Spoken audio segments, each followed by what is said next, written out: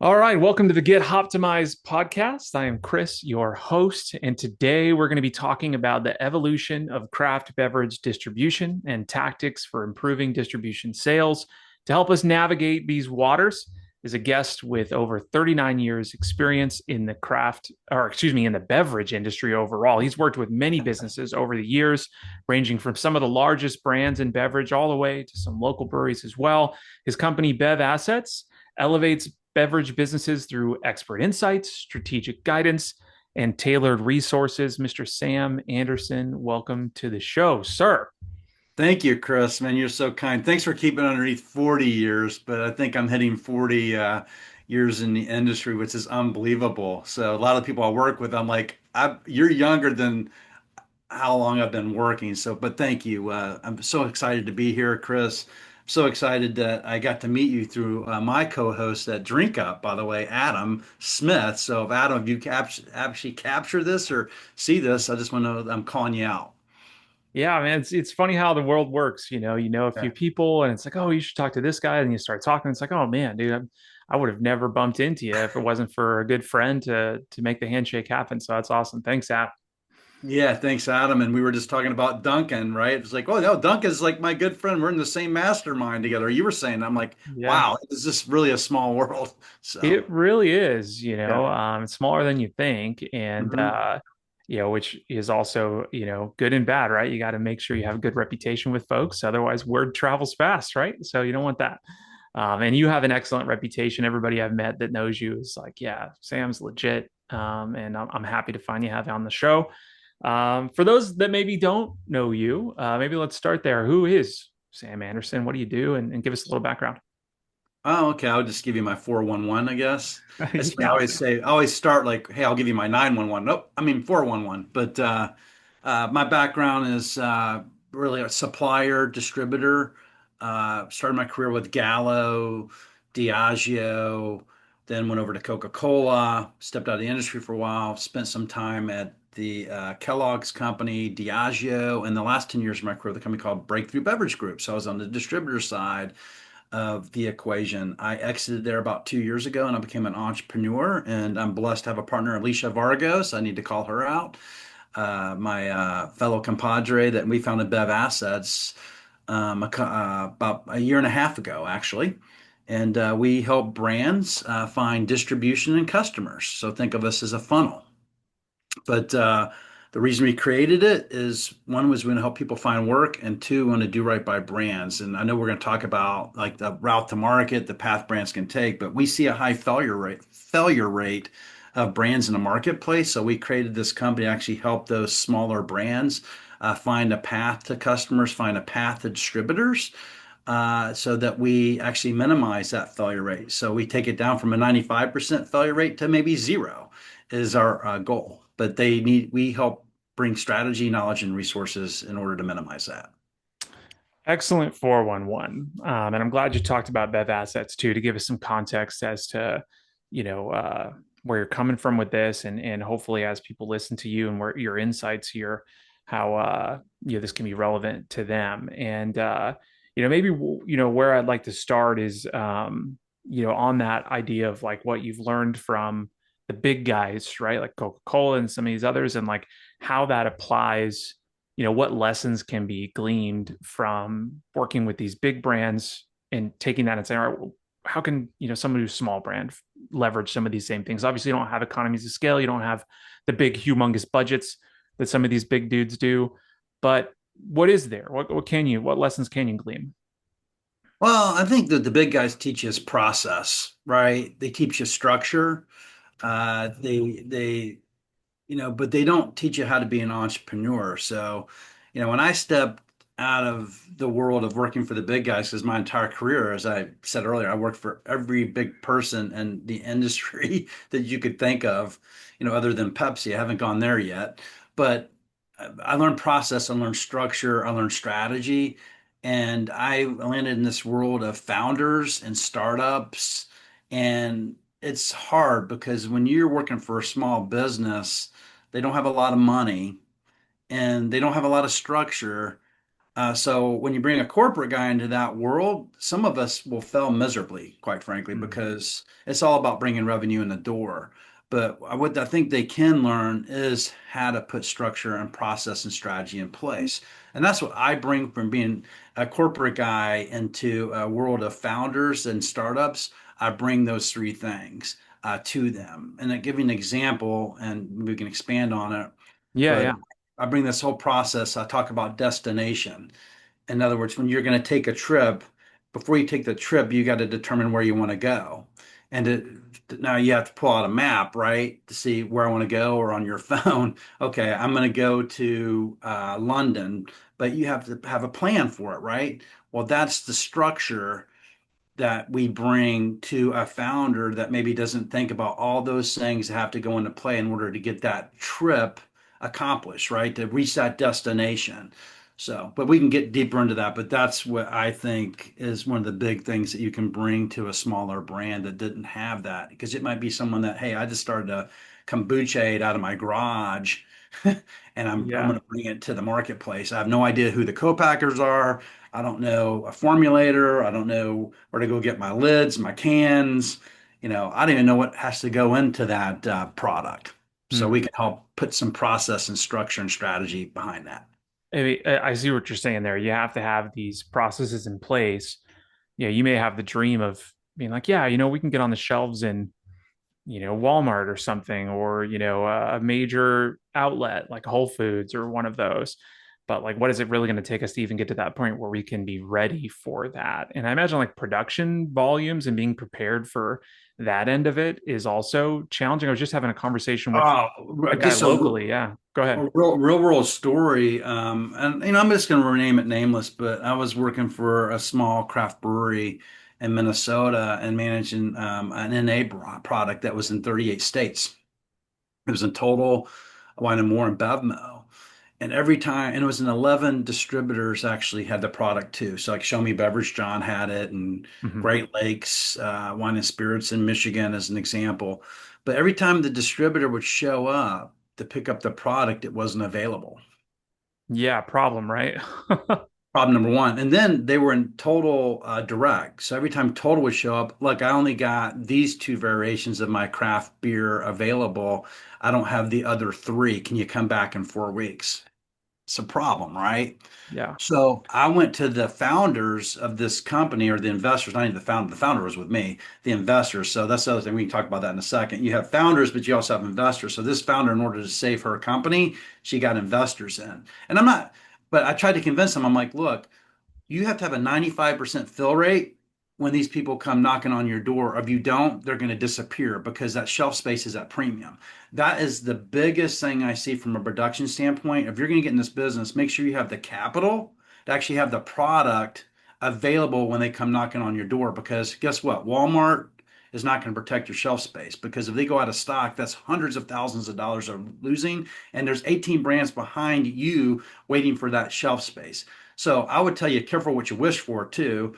In this case, they went into BevMo, they went into Total, they got 38 states. Everybody's like, yay. But when they came knocking on the door, the product wasn't available. And that is what caused the demise of that brand and that company, by the way. Do you think that there's kind of like a cart before the horse or a chicken and egg situation here? Is like, all right, do we build the product? Do we stock it and be ready for it and have it on hand for when they do come? But the risk with that is like, well, I was just talking to somebody the other day, a few weeks ago, where that was the kind of situation is they were told, we're going to put you in here. We're ready for you. So he made the product and then that never actualized, so now he's sitting on inventory that now what does he do with it? Right. It's like, it's a risk, right? So do you think there's like some of that chicken and egg situation, or do you build the inventory then make sure it gets out there, or do you where's the line here of balance between being ready and also not putting yourself at too much risk? Well, I think that comes down to your commercial strategy, right? Where you want to be. And we always ask a founder, like, what are your hopes and Alicia, to quote Alicia Vargo, what are your hopes and dreams? Well, we ask that for a reason, is where do you want to be, right? Because that's going to inform how we attack this. Because then we're going to say, okay, if you want to be in 50 states, what's your capacity actually to produce the product if we get you into Walmart or BevMo or Total? And are you ever going to be able to fulfill those rates every time they come knocking? And we actually talk about the risks. So it is a chicken and egg problem. And it is, and this, I'll just break this down for you. We were talking about this yesterday, actually with 5G Group. You should meet Michael Gallup, by the way, Okay. which he does consulting for data. But we're talking like velocity, reorder rates, contribution, those things that a buyer or distributor will be looking for with a brand. So it's also careful what you wish for. So I would tell any brand is build it in the local market first, Hmm. go an inch wide and a mile deep. Make sure, and then also make sure you have the funds, especially if you're bootstrapping it, to actually support what you're doing. If you want to go after the big guys like Walmart and Total Wine and More and Bevmo, make sure you have the capital to actually support your effort. From a forecasting standpoint, there's risk from production, especially with craft beers. What's the average shelf life for a craft beer? Oh, I don't know. You'd probably know better than I do on that. Right, it's just called 18 to 24 months, right? So, and it depends, right? But if it's say that's probably less than that, quite frankly, especially for beer. But Yeah, I would, hearing you say that, yeah, it's not super long for craft beer. Different for some of the bigger, big guys, but craft beer, not the case. It's going to go bad, right? yeah, so know your market, and that's why I say build it out, and also build some familiarity with your brand. Like someone like Duncan, we were talking about, like we're Fire Belly Marketing, or you can actually build out those. That consumer, the social around it. So make sure you have that consumer database that's going to create the pull in the stores. Hmm. So because if I get distribution, the clock is ticking. I push it in the store. I got to get it pulled out of the store. But I would just tell you is know your route to market, know your commercial strategy will inform how much you produce. Right. But also test it. I say four things. I always scale it down to this, Chris, is you test it, you build it, you scale it, and you sell it. All right. I like it. Right. I think most people are in the testing phase, really spend a lot of time in the testing phase because that's going to inform how you build it. And then once you start building it, that's where you can minimize your risk with where you go, right? Because now you know where you're successful and you're not successful. Now you're starting to identify who your consumer is and who your consumer isn't, and who your customers are and who your customers aren't. Hmm. And that will help you actually, scale it to the Walmarts, to the Total Wine and Mores, to the Bevmos, Safeways, Albertsons, everywhere you want to be. And then you can sell it. You can be the next Olipop. Yeah. And do you think that, I imagine your answer is probably yes on this, but, hearing what you're saying, about like, let's say you're trying to scale up into one of these bigger chains, right? Or you're trying to branch out from your local Yeah. area to a more regional or multi-state footprint, is having that strong proof of concept locally a major factor towards these, folks taking you on in wider and bigger areas? 100%. So I'm going to Walmart on the 18th and meeting with the NA buyer. Second trip in Walmart in 6 weeks. Walmart, thanks for having BevAssets down there with my friend Mark Alamy. Um, but we're bringing information. So we have a little brand called Even, and we have another brand called Remix. These are two NA products. This is Even right there. Hey, Derek. Yeah. And this is Remix. Hello, Evan and Samantha. Two Nice. totally different consumer propositions, by the way. One is like low calorie, more targeted towards the female. This is like, full on good taste, more about the male consumer. Think of like I'm a golfer, but I want to be part of the party, but it doesn't have product in it. It goes right up against beer, and we call it double beer. Got it. So you guys do a pretty good amount in low alcohol or non-alcohol.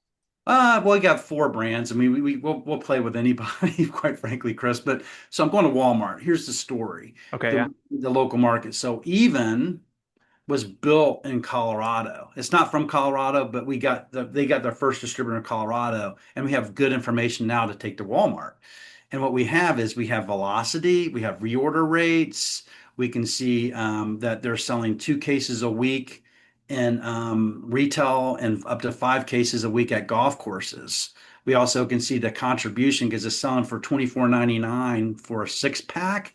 So if you're thinking about their contribution versus someone that's only selling for 14.99 or 10.99, and I know for Walmart, at least from the Bev space, because I talked to the Alp team a couple weeks ago, or 6 weeks ago, it's I think $38 is what they look per item per week per store for performance.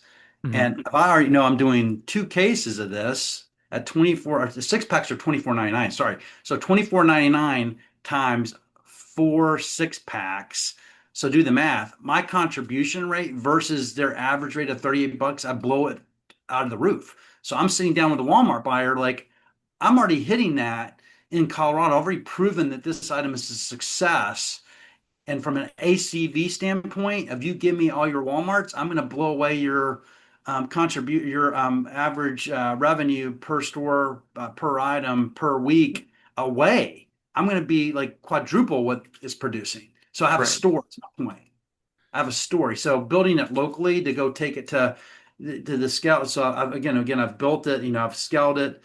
I mean, I've tested it, I've built it. Now I can start to scale it because I have stories to talk about Colorado, talk about what I'm doing in Georgia, talk about what I'm doing in South Carolina, so on and so forth. Does that answer your question, or I go too deep?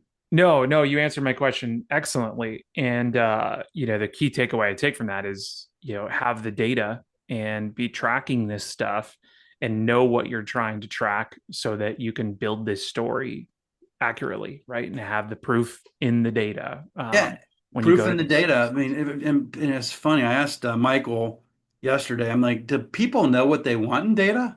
And most people don't. Most founders don't. Most customers don't. So that's somewhere like Michael comes into play to actually Mhm. say, look, and it doesn't have to be expensive, by the way. Like what I just told you, that's just depletion data. That's just simple depletion data. It's that was what's shipped from the wholesaler to the customer. And I can see if they're ordering every week, well, that equates takeaway data, right? Because if they're ordering two cases a week, I know that I'm moving a consumer is coming into Cherry Creek Golf Course and they're buying five, or consumers are buying five cases a week. That's takeaway.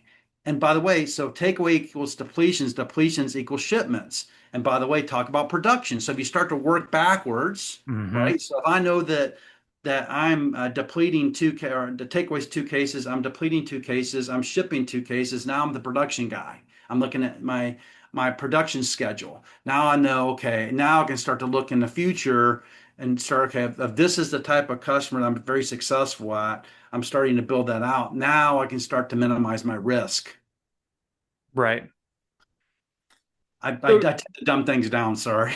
no, no, no. You can see the gears turning in my brain. I'm like, man, Yeah. Sam is super smart with this stuff. And I'm like, I'm out of my depth in some of these areas because I know marketing stuff. You know, really this stuff really, really well. I So wish Adam was here because this is like his expertise, production, by the way. So, yeah, but it makes me think though that technology is an important part about this situation too, especially when it comes to data. And there's tons of SaaS providers out there. There's tons of companies that do this stuff. I mean, what's your opinion on like strategic relationships, tools that you should be really looking at?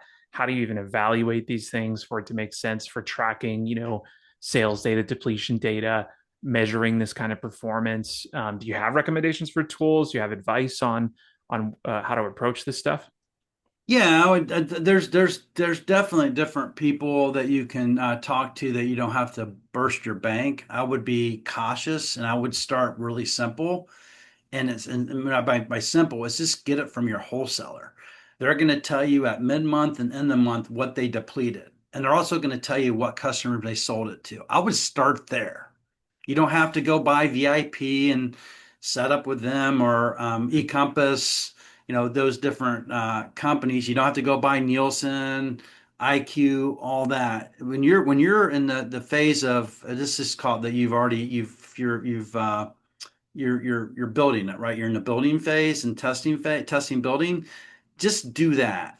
If you have a distributor, they're going to share that information. Now, once you start going to the scale it phase, that's when you're going to go to Walmart. You're going to have to get some more robust data. Then I would say, look at IRI, look at Nielsen, 5G group, which I called out, they'll take that data and put it into data lake. So they'll take several different data sources, put it into a lake, and then, with AI, they're able to actually extrapolate, some key things. You can start asking that source questions, like what is my contribution, relative to on-premise versus off-premise? What is my ACV, which is all commodities volume? If I was going to go against this benchmark brand, what would I have to do? Those are things that you could start to equate, but I wouldn't go down that path until you're like you've proven your test is proven and you're actually building and have some success there. So just get a depletion and everything I just told you about this product called Even, Hmm. nothing fancy. Now they did this product actually did invest in like Data Essentials. You know who Data Essentials is? So I Hmm. don't know. I'm not really. It's funny. I am kind of a data guy, so I'm kind of a data geek. But Data Essentials, give some generalities about who the consumers in the space that you compete against, right? So if I'm an NA product, what is happening in the overall category? And then start to tell your story about how you fit into that category and how you're actually going to be the category driver.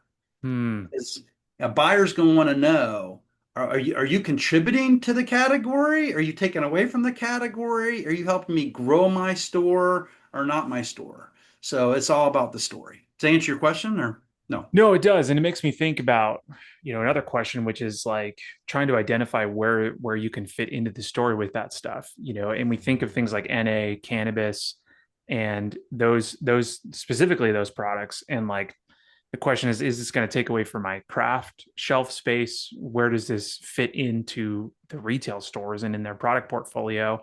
And what you're saying is like, figure out what you want that position to be and help tell that story to the distributor so they understand as well, right? Yeah, I mean, we're very big into storytelling when we talk to our founders and startups and companies. Like, you need like, what is your story? What is your hope and dreams? But where you can invest is uh, understand the consumer, understand the demographics of that consumer. Where they shop, how they shop, when they shop, why they shop, who they shop with, the whole bit, and then you can build that around your story, and it doesn't have to cost a lot of money to do that. A lot of this information is for free, Mm-hmm. quite frankly, on the internet. You can go find it, but pick the data source that you think is going to help drive your message, but then be really clear on what your message is. Like both these brands, they're really clear on what they are and what they represent. Two totally different brands, right? But if you're clear on your message and you're clear on the consumer you're targeting, it doesn't have to cost a lot of money to do that. I mean, it's you just be consistent, be authentic, you know, um, and obviously, be clear. Mm-hmm. I want to jump a couple steps ahead to in the Sure. process here, if we can imagine that. You're ready to really start taking this thing to market. You want to get in more shelf space. You want to sell more of your products. Something you've talked to me about is this feet on the street system you guys have and what you do there. So I was hoping you maybe explain what that is and how that's a little different than kind of a traditional approach and really how that's beneficial, right? Yeah, well, it's funny. We were talking, you actually introduced us to a client, so thank you very much. Happy Uh, to, yeah. yeah, that we're actually helping that client that had a real need. So I'll just tell a little story. Love Uh, it. Back in I think it was September, WSWA commenced, and Alicia and I went out to WSWA, and we were chasing down wholesalers down hallways, and they were running from us like we were vampires. They're like, we don't need another brand like a hole in our head. That's what they told us, literally in Wow. September of this past year. I think it was September. I'm like, okay. We stopped one. We said, what if we brought you a brand with a plan? They stopped. Actually, three or four people. This is a true story. So we got this distributor decision maker over in the corner, and we started to explain what a brand and a plan is. Do you know what a brand and a plan is, Chris? It sounds like a brand that has an actual plan to run sales and support moving product off shelves is my guess. Am I close? 100, great guess. So we said, any brand that we bring you, we're going to make sure that they're going to support it with tastings and store activations, and they're going to actually put their own people in the marketplace to help you sell it. And then we proceeded to talk about our feet on the street. Like we have people in the marketplace that will actually help your salespeople actually secure distribution or pods, the point of distribution in the marketplace. Are you interested in talking to us now? They're like, well, yes, tell me more. And so we told them more. We don't bring brands unless they're well supported and financed behind them because so many distributors over the years have brought brands in and then brands disappear. Remember we talked about production Hmm. and they can't produce it. All of a sudden they're out of business or closing down. I can tell you, Great Lakes Wine and Spirits called me about the one brand I was telling you about. They're like, "Hey, we still have 4 pallets in the back room. What do we do with it?" I'm like, "Oh, let me connect you over with the supplier that I was representing to go help them." So, hence the feet on the street is we talk about push and pull. The push is into from the wholesaler, into the customer. It could be on premise, which is a hotel, bar, restaurant, or off premise, which is a retailer or a liquor store that can actually sell cannabis products. It could be functional, whatever, but that's pushing the account. The feet on the street actually go out in the wild, I like to call it. And they actually start to go sit on bar stools. They start to go into grocery stores. They pull up the cold boxes. They put the shelf tags up. They go ask for 4 things: a menu, a display, a pod, point of distribution, and a case. And we track it all through Pinata. So what's happening, there's this huge white space right now in terms of all these long tail suppliers. And I'm sorry if you're listening to this, that's how you're viewed. It's not that you're not respected, but the No big guys offense. No focus offense. against the big guys are focused against the big guys. Beam, Bacardi, Budweiser, Jackson, Constellation. They're getting all the time from the wholesaler. Meanwhile, you're sitting inside the wholesaler in the back room. No one's pushing you to the retailer. That's where we arrive. We actually pull that stuff out. We push it into the retailer. Plus, we go in the market and we actually work, to actually get it activated at the point of purchase. Put that shelf talker on, pull up the shelf, get that feature, put a display in place where a consumer can trip over it and become endangered of being sold. Does that answer your question about what the feet on the street is, or no? It answers my question completely, and it's kind of a aha moment, kind of a slap in the face of like, oh, you're actually more attractive to the wholesaler if you have a plan to help sell the product. Of course, they're going to want that. I'm like, oh, you're going to help me sell more stuff and make more money. Okay, I'm listening. Yeah. you know, But the suppliers can't afford us. We're too expensive, right? hmm We're not. We're not expensive. I'm being facetious. We're not. Well, that's the objection, right? It's like, no way I could afford this, right? Right? No way. So think about it. If you're a startup and you're this business problem. And I was the guy that said no to Tito's and Buzzballs. Sorry, Bertito Beverage. I know I met you once in a restaurant. Great story. And I was the guy that said no to Buzzballs, but they put people on the street. They Mhm. invested in their brand and they stuck it out. They were resilient. So and they started with brokers, by the way. So they had broker reps across the US, all of them did before they built their sales forces. So that's what we offer. If you're a startup business, you can come to us and you don't have to pay the 35% or 25% to 35% in payroll taxes. You literally can get our people's time. We put between 6 and 8 brands in a person's bag. You know why we do that? Why? So why is it Because too many doesn't work? They don't know the brand very well enough and We, can't speak to it. we put 6 to 8 brands in a person's bag, our sales agents, because they want to be relevant to the distributor they call on and the customer. So not every stop is going to want the brand that they represent, but if I put 6 to 8 brands in there, they're more relevant to the marketplace, right? So Got we build a full-time, gig for them, but the brand comes in and they get part of that person's bag and part of the time. When was the last time and sorry, distributors, because you're very important, but when was the last time a distributor salesperson gave you 10 hours of their time a week? I have no idea, but I would assume it's probably never. Not very often. That's a lot of time. Yeah. Yeah. I mean, they're giving it to Diageo, they're giving it to Johnny Walker, and occasionally, if you of the good supplier reps, I'm sorry, there's good and bad ones, but the good ones know their honey holes where to go and they have their besties, as Alicia would call it, that to go work their brand, right? And that's a strategy, by the way, and I never dispute that. That's a great strategy because if you have a distributor sales rep that and they believe in you, definitely develop that relationship. But we do that too. We work alongside that distributor and we enhance in what they do. But my point is, we had a brand. is in 17 markets across the US. There was Southern Glacier Wine and Spirits. Southern did not commit to a case goal until we put 17 people out in the marketplace for that goal to be hit. And they work alongside the Southern reps, but they're going into one account at a time, one off premise, one on premise, and they're selling a pod, a menu, a display, and a case. Is this also include like doing samplings and tastings and that kind of stuff? Is that what these guys do, or is that something different They entirely? can. So we have partnerships, obviously, with Pinata has over 200 agencies they use across North America. So we actually have partnerships. So we actually tell our supplier partners that's an additional fee.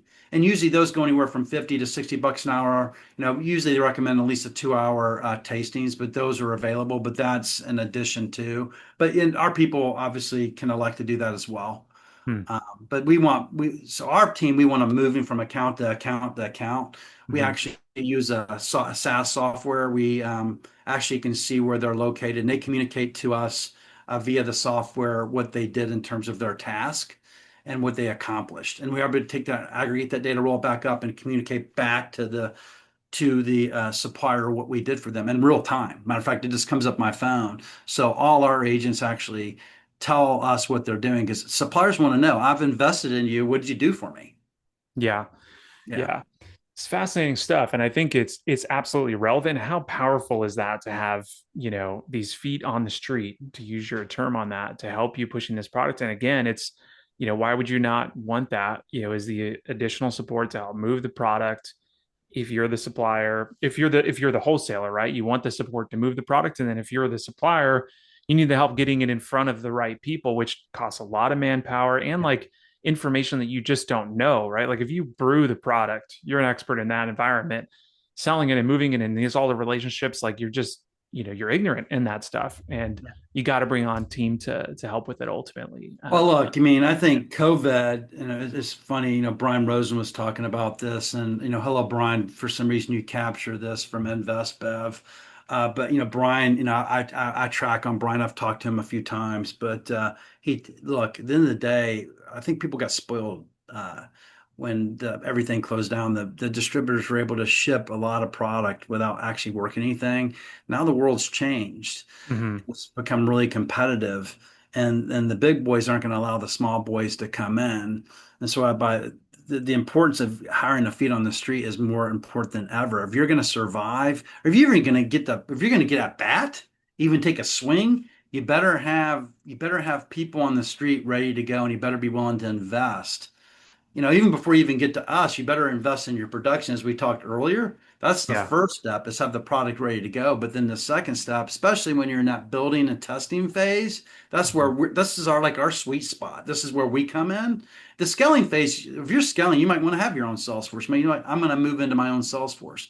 Mhm. But we're starting to sign up even larger brands that, are very successful, but they know that they need the people in the marketplace to build it, because the nothing's shut down now. Everybody's open up and everybody has a brand. And if you're going to compete in this world, you better be prepared to actually put the people out there in the marketplace. Because guess what? When you go on that account and you sit on that bar stool and you leave, there's five other people who are going to be in there that day talking about a product that you compete against. So you better have your story straight, and you better go back. Call it the power of three. You know what the power of three is? No, but please tell me. The third time is when they're going to buy. They're going to tell you no the first time. The second time, they're going to maybe give you a sniff. And the third time, okay, Sam is serious, or Chris is okay. He's showing back up. He's offering me some value. You got to make the call There's at three least times. three knocks, to It's a make it happen. three knocks. I love three knocks is better than the power of three. Three knocks. You got to knock on that door at least three times before them even give you a chance. And Yeah. you just got to keep on going back. And so many people don't do it. They'll just fly in for the day. Hey, I represent this cool brand. I'm the founder. They disappear and they never come back. And guess what? The decision maker, the gatekeeper knows that. They're like, oh, Yeah. sure, Chris, I'll bring your product in. And then you get on the plane and leave. Look, I was one of those guys. I covered from Minnesota down through Texas for, little brands and stuff. And I'm like, well, man, the guy agreed. I got like 15 placements when I was in Texas last week. Oh, yeah, but it didn't get through Yeah. the Class B. license or whatever. I got all these excuses. So that's where we come important because our people go back to that account. They knock on Yeah. that door and they go back and remind them, hey, look, Chris, we had a conversation. Are we going to get on the spring menu or not? Are you going to put us on the tap line or not? Yeah. Oh yeah. Oh yeah. Oh yeah. I said I would do that. Let's move it forward. The money is in the follow up. Is The the way money I is like in to the put it. follow-up, and that's where we come in. That's why we actually put it into our system, by the way, because then we can go back in and say, well, wait, Chris, you said that you called on Shirley and you sold a pod, but I'm not seeing it translate into a depletion. Can you Yeah. go back and go knock on that door, please? Yeah.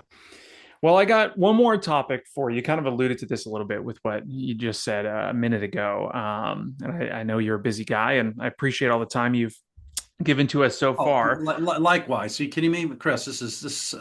Man, this made my day. Awesome, man. I'm happy to hear that.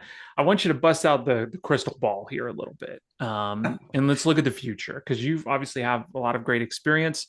And I'm curious what you think about this. What does the future really look like? Ask the question, is alcohol dead? I mean, it's kind of a common thing. People are worried about it. Craft beer, people, Gen Z, maybe they're not drinking as much. There's all these fears of the future. What's your take on that? Is alcohol dead? What does the future hold for Bev? Absolutely not. No. Matter of fact, if you bring brands like this into your store shelves or into your offering, on your menu, it's actually going to drive and increase your ticket ring and your basket ring by about 1,000%. And I can give you the actual Wow. numbers, but think about that. So the designated driver drives a trip. Okay. Now there's a reason why that person is a designated driver. Maybe they don't drink, maybe they're pregnant, maybe they got the short end of the straw, but they're going to go to a place where they can find this. Yeah. And what's happening now is the retailers are starting to realize, and the on-premise operators is, I still have my wine, my spirits, my beer, my craft beer, my offerings. But they realize that if they're going to compete, if it's Danny's restaurant versus Bobby's restaurant, and Bobby's restaurant over here has this, plus they have the offering, and Danny's doesn't have this, and I'm the designated driver, I'm telling you right now, if I'm looking in the crystal ball, I'm going over here. Hmm. The designated driver determines the trip. My ticket ring, my basket ring over at Hy-Vee over here versus Shirley's Liquor, like now that NA stuff doesn't sell, they're missing the boat. Hmm. They absolutely are. This is something that I know Walmart knows, and we'll talk to Walmart about it. This is what Data Essentials is telling the data. The category is going at 245%. Now, I got to tell you, wine is at its moment. Wine is having a moment, and so is beer, Mm. quite frankly. But I think that has the consumer still drinks it, but maybe not as much. You know that there's like 8 drinking occasions during the day. Okay. Do you know them off the top of your head? What are the eight drinking occasions? There's like morning, noon, night, or whatever. I learned it in my Coca-Cola days. It's kind of the fun part of like working, being diverse and working for different people. Yeah. But I think there's more than that. There's actually in an evening, think about in a course of an evening, you show up. Maybe you want to start with a beer, then maybe you go to a whiskey and Coke, and then maybe you have this, and it looks just like that whiskey and Coke, but you're part of the party.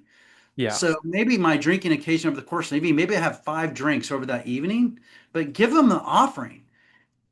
When you go, so crystal ball, what I see is that you're going to see these brands start to show up on the The um, NA brands. the NA brands start to show up on these menus.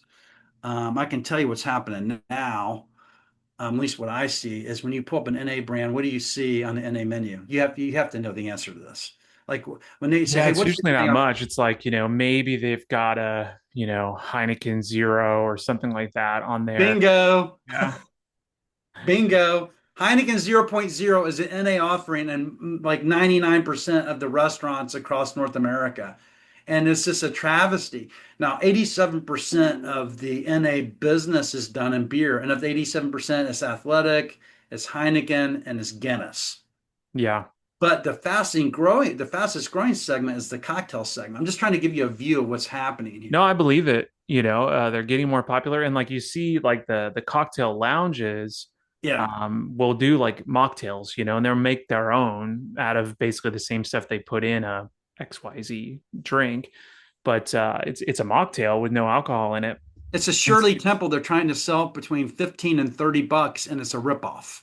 it's nuts. I'm like, wow, okay, it's the same price or maybe a couple bucks off the alcohol price, and I'm like, okay, you're selling me the juice for 15 bucks? Like, come on, man. And Uh, plus, yeah, plus you, if you were like the bartender, Chris, and you're making out, say you leave and you had this recipe, it's not consistent, it's not of high yeah, quality, the whole bit. And quite frankly, it's not worth the prices charged. That's yeah, where like these products come in places. You still have your canned beer, your canned craft beer. Why not offer this? And you could probably sell this between $7 and $9 at a cost of about $3 to $4. Call it $4. You're what you're making on this product and it's consistent, it's of high quality, and it tastes really good. So that's where the market's going. You're going to yeah, start to see these products and cocktails, NA brands show up. You're going to start to see the hemp-based products, if they get their license, depending on the law, show up. So, but that doesn't say that I'm not going to, order my, Jack Daniels and Coke. I'll hmm still get that. It's not to say I might not take this and put some Tito's in it. It's called zebra striping. Oh, You know what zebra I was striping just thinking is? that. I'm like, man, could you load that with a shot and then make it, it's good. 100%. So maybe I start with a shot of Tito's in this, this product in the evening. I continue to drink it, but maybe I only had Tito's once in it. Yeah. Right? That's zebra striping. So let me use it as a mixer. Let me use it as an NA. But the other place where the market's going is people have in-home entertaining, right? hmm Remember, not only does the designated driver determine the trip, but actually the person throwing the party is going to determine what they buy. And the person throwing the party has friends that don't drink. They have hmm friends that want cannabis products. They have friends that want the Jack and Coke. So when they're offering at home, they're going to give these things. So why wouldn't you put it on your menu? Why wouldn't you put it on your retail shelf? Because surely the who's throwing the party, or Patty the party maker, let's keep it with the peace. Yeah. The Pat alliteration Patty plays. yeah, Patty is going to want all those offerings. So why would you not offer it? So the alcohol is not dead. I think it's alive and well. Wine is having this moment. I just think the consumer on wine is, how do I say this?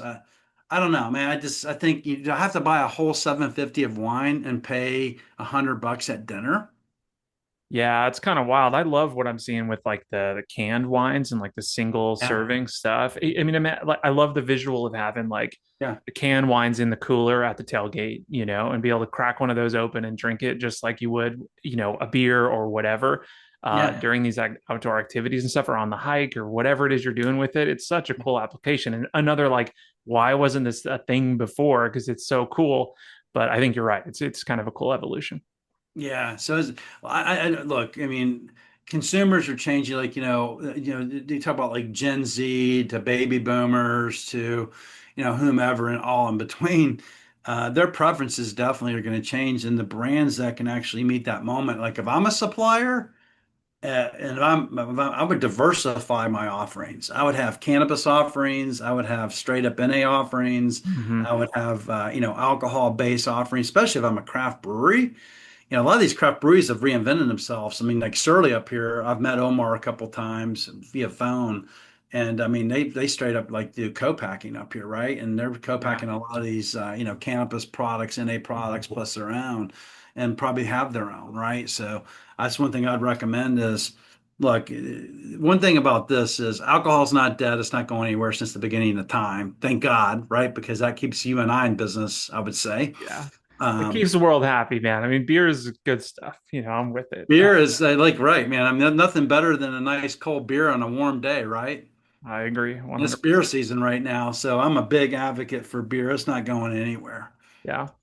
Well, Sam, it has been fantastic talking with you. And I know there's going to be people that are listening going, man, I'd love to learn more about Bev Assets and reach out to Sam. How do they do that? What's the best way to get in touch with you guys and you?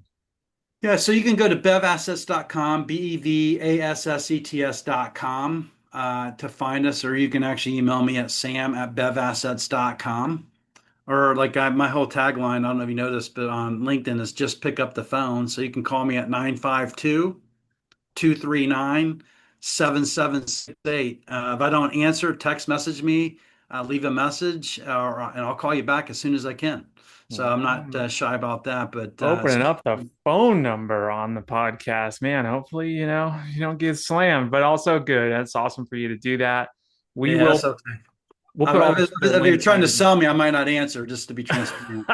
That's my worry is so I don't put my phone number in the email signature. Sorry to anybody who emails me and they're like, well, how do I call you, Chris? I'm like, look, somebody will get my number. If you want it, I'll give it to you. But ask me for it because the sales calls are crazy. Anyways, the point is that Sam is legit. We will put all those links in the show notes on our blog post and the areas where you're listening to this or watching this so you can find Sam and Bev Assets on the interwebs.